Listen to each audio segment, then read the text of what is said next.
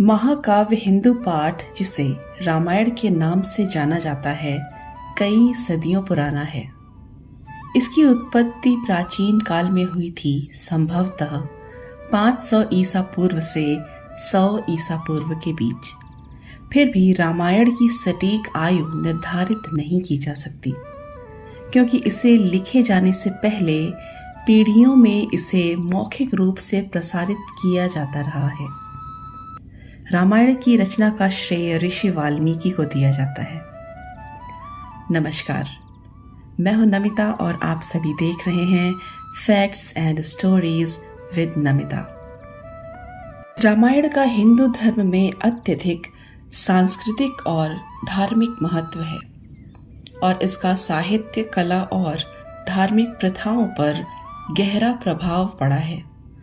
लेकिन भले ही आप इस महाकाव्य की पूरी कहानी जानते हो, फिर भी कुछ ऐसे कम ज्ञात रहस्य हैं और तथ्य हैं जिनके बारे में मुझे यकीन है कि आप शायद ही जानते हो। तो आइए जानते हैं उन कुछ अज्ञात या कम ज्ञात रहस्यों के बारे में। रामायण के प्रत्येक 1000 श्लोक के बाद आने वाले पहले अक्षर से गायत्री मंत्र बनता है। गायत्री मंत्र में 24 अक्षर होते हैं और वाल्मीकि रामायण में 24,000 श्लोक हैं। रामायण के हर 1000 श्लोक के बाद आने वाले पहले अक्षर से गायत्री मंत्र बनता है। यह मंत्र इस पवित्र महाकाव्य का सार है। गायत्री मंत्र को सर्वप्रथम ऋग्वेद में उल्लिखित किया गया था। रामचंद्र जी और उनके भाइयों के अलावा राजा दशरथ एक पुत्री के भी पिता थे। श्री राम के माता पिता एवं भाइयों के बारे में तो प्रायः सभी जानते हैं, लेकिन बहुत कम लोगों को यह मालूम है कि रामचंद्र जी की एक बहन भी थी जिनका नाम शांता था। वे आयु में चारों भाइयों से काफी बड़ी थीं। उनकी माता कौशल्या थी। ऐसी मान्यता है कि एक बार अंग देश के राजा रोमपद और उनकी रानी वर्षिणी अयोध्या आए। उन्हें कोई संतान नहीं थी। बातचीत के दौरान राजा दशरथ को जब यह मालूम हुआ तो उन्होंने कहा, मैं अपनी बेटी शांता आपको संतान के रूप में दूंगा। यह सुनकर रोमपद और वर्षिणी बहुत खुश हुए। उन्होंने बहुत स्नेह के साथ शांता का पालन पोषण किया और माता पिता के सभी कर्तव्य निभाए। भगवान राम विष्णु के अवतार हैं, लेकिन उनके अन्य भाई किसके अवतार थे? भगवान राम को विष्णु का अवतार माना जाता है, लेकिन क्या आपको पता है उनके अन्य भाई किसके अवतार थे? लक्ष्मण जी को शेषनाग का अवतार माना जाता है, जो क्षीर सागर में भगवान विष्णु का आसन है। जबकि भरत और शत्रुघ्न को क्रमशः भगवान विष्णु द्वारा हाथों में धारण किए गए सुदर्शन चक्र और शंख शैल का अवतार माना जाता है। सीता स्वयंवर में प्रयुक्त भगवान शिव के धनुष का नाम। हम में से अधिकांश लोगों को पता है कि श्री राम का सीता से विवाह एक स्वयंवर के माध्यम से हुआ था। उस स्वयंवर के लिए भगवान शिव के धनुष का इस्तेमाल किया गया था, जिस पर सभी राजकुमारों को प्रत्यंचा चढ़ाना था। लेकिन बहुत कम लोगों को यह पता होगा कि भगवान शिव के उस धनुष का नाम क्या था। उस धनुष का नाम था पिनाक। लक्ष्मण जी को गुदाकेश के नाम से भी जाना जाता है। ऐसा माना जाता है कि वनवास के 14 वर्षों के दौरान अपने भाई और भाभी की रक्षा करने के उद्देश्य से लक्ष्मण जी कभी सोते नहीं थे। इसके कारण उन्हें गुदाकेश के नाम से भी जाना जाता है। वनवास की पहली रात को जब श्री राम और सीता जी सो रहे थे तो निद्रा देवी लक्ष्मण के सामने प्रकट हुईं। उस समय लक्ष्मण जी ने निद्रा देवी से अनुरोध किया कि वे उन्हें ऐसा वरदान दें कि वनवास के 14 वर्षों के दौरान उन्हें नींद न आए और वह अपने प्रिय भाई और भाभी की रक्षा कर सके। निद्रा देवी इस बात पर प्रसन्न होकर बोली, अगर कोई तुम्हारे बदले 14 वर्ष तक सोए तो तुम्हें यह वरदान प्राप्त होगा। इसके बाद लक्ष्मण की सलाह पर निद्रा देवी लक्ष्मण जी की पत्नी और सीता जी की बहन उर्मिला के पास पहुंची। उर्मिला ने लक्ष्मण के बदले सोना स्वीकार किया और पूरे 14 वर्षों तक सोती रहीं। उस जंगल का नाम जहां श्री राम, श्री लक्ष्मण और माता सीता वनवास के दौरान रुके थे।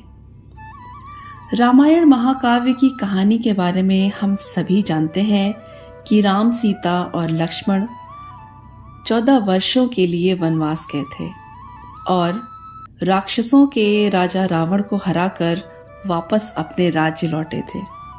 हम में से अधिकांश लोगों को पता है कि श्री राम, श्री लक्ष्मण और सीता माता ने कई साल वन में बिताए, लेकिन कुछ ही लोगों को उस वन के नाम की जानकारी होगी। उस वन का नाम था दंडकारण्य, जिसमें भगवान राम, सीता और लक्ष्मण जी ने अपना वनवास बिताया था। यह वन लगभग 35,600 वर्ग मील में फैला हुआ था, जिसमें वर्तमान छत्तीसगढ़, उड़ीसा, महाराष्ट्र और आंध्र प्रदेश के कुछ हिस्से शामिल थे। उस समय यह वन सबसे भयंकर राक्षसों का घर माना जाता था, इसलिए इसका नाम दंडकारण्य था, जहां दंड का अर्थ सजा देना है और अरण्य का अर्थ वन है। लक्ष्मण रेखा प्रकरण का वर्णन वाल्मीकि रामायण में नहीं है। पूरी रामायण की कहानी में सबसे पेचीदा प्रकरण लक्ष्मण रेखा प्रकरण है, जिसमें लक्ष्मण वन में अपनी झोपड़ी के चारों ओर एक रेखा खींचते हैं। जब सीता जी के अनुरोध पर राम हिरण को पकड़ने और मारने की कोशिश करते हैं, तो वह हिरण राक्षस मारीच का रूप ले लेता है। मरने के समय में मारीच रामचंद्र जी की आवाज में लक्ष्मण और सीता जी के लिए रोता है। यह सुनकर सीता जी लक्ष्मण जी से आग्रह करती हैं कि वह अपने भाई की मदद के लिए जाएं, क्योंकि ऐसा प्रतीत होता है कि उनके भाई किसी मुसीबत में फंस गए हैं। पहले तो लक्ष्मण जी सीता को अकेले छोड़कर जाने के लिए राजी नहीं हुए, लेकिन बार बार माता सीता द्वारा अनुरोध करने पर वह तैयार हो गए। इसके बाद लक्ष्मण जी ने झोपड़ी के चारों ओर एक रेखा खींची और सीता जी से अनुरोध किया कि वह रेखा के अंदर ही रहें, और यदि कोई बाहरी व्यक्ति इस रेखा को पार करने की कोशिश करेगा तो वह जलकर भस्म हो जाएगा। इस प्रकरण के संबंध में अज्ञात तथ्य यह है कि इस कहानी का वर्णन न तो वाल्मीकि रामायण में है और न ही रामचरितमानस में, लेकिन रामचरितमानस में लंका कांड में इस बात का उल्लेख रावण की पत्नी मंदोदरी द्वारा किया गया है। रावण एक उत्कृष्ट वीणा वादक था। इस बात की पुख्ता जानकारी है कि रावण एक बहुत बड़ा विद्वान था और उसने वेदों का अध्ययन किया था। लेकिन क्या आपको पता है कि रावण के ध्वज में प्रतीक के रूप में वीणा होने का क्या कारण था? चूंकि रावण एक उत्कृष्ट वीणा वादक था, जिसके कारण उसके ध्वज में प्रतीक के रूप में वीणा अंकित था। हालांकि रावण इस कला को ज्यादा तवज्जो नहीं देता था, लेकिन उसे यह यंत्र बजाना बहुत पसंद था। इंद्र जी के ईर्ष्यालु होने के कारण कुंभकर्ण को सोने का वरदान प्राप्त हुआ था। रामायण में एक दिलचस्प कहानी हमेशा सोने वाले कुंभकर्ण की है। कुंभकर्ण रावण का छोटा भाई था, जिसका शरीर बहुत ही विकराल था। इसके अलावा वह बहुत अधिक खाना खाने वाला प्राणी भी था। रामायण में वर्णित है कि कुंभकर्ण लगातार 6 महीनों तक सोता रहता था और सिर्फ एक दिन खाने के लिए उठता था और पुनः 6 महीने तक फिर सो जाता था। लेकिन क्या आपको पता है कुंभकर्ण को सोने की आदत कैसे लगी? एक बार एक यज्ञ की समाप्ति पर प्रजापति ब्रह्मा कुंभकर्ण के सामने प्रकट हुए और उन्होंने कुंभकर्ण से वरदान मांगने को कहा। इंद्र जी को इस बात से डर लगा कि कहीं कुंभकर्ण वरदान में इंद्रासन न मांग ले। अतः उन्होंने देवी सरस्वती से अनुरोध किया कि वह कुंभकर्ण की जीवा पर बैठ जाएं, जिससे वह इंद्रासन के बदले निद्रासन मांग ले। इस प्रकार इंद्र की ईर्ष्या की वजह से कुंभकर्ण को सोने का वरदान प्राप्त हुआ। नासा के अनुसार रामायण की कहानी और एडम्स ब्रिज एक दूसरे से जुड़े हुए हैं। रामायण की कहानी के अंतिम चरण में वर्णित है कि श्री राम और लक्ष्मण ने वानर सेना की मदद से लंका पर विजय प्राप्त करने के लिए एक पुल का निर्माण किया था। ऐसा माना जाता है कि यह कहानी लगभग 17,50,000 वर्ष पहले की है। हाल ही में नासा ने पाक जल डमरू मध्य में श्रीलंका और भारत को जोड़ने वाले एक मानव निर्मित प्राचीन पुल की खोज की है और शोधकर्ताओं और पुरातत्वविदों के अनुसार इस पुल के निर्माण की अवधि रामायण महाकाव्य में वर्णित पुल के निर्माण काल से मिलती है। नासा के उपग्रहों द्वारा खोजे गए इस पुल को एडम्स ब्रिज कहा जाता है और इसकी लंबाई लगभग 30 किलोमीटर है। आखिर क्यों श्री राम ने लक्ष्मण को मृत्यु दंड दिया? रामायण में वर्णित है कि श्री राम ने ना चाहते हुए भी अपनी जान से प्यारे अपने छोटे भाई लक्ष्मण को मृत्यु दंड दिया था। आखिर क्यों भगवान राम ने लक्ष्मण जी को मृत्यु दंड दिया? यह घटना उस वक्त की है जब श्री राम लंका विजय के बाद अयोध्या आए थे और अयोध्या के राजा बन गए थे। एक दिन यम देवता कोई महत्वपूर्ण चर्चा करने के लिए श्री राम के पास आते हैं। चर्चा प्रारंभ होने से पूर्व उन्होंने भगवान राम से कहा कि आप मुझे वचन दें कि जब तक मेरे और आपके बीच वार्तालाप होगी हमारे बीच कोई नहीं आएगा और जो आएगा उसे आप मृत्यु दंड देंगे। इसके बाद भगवान राम लक्ष्मण को यह कहते हुए द्वारपाल नियुक्त कर देते हैं कि जब तक उनकी और यम की बात हो रही है किसी को भी अंदर ना आने दें, अन्यथा वह उसे मृत्यु दंड दे देंगे।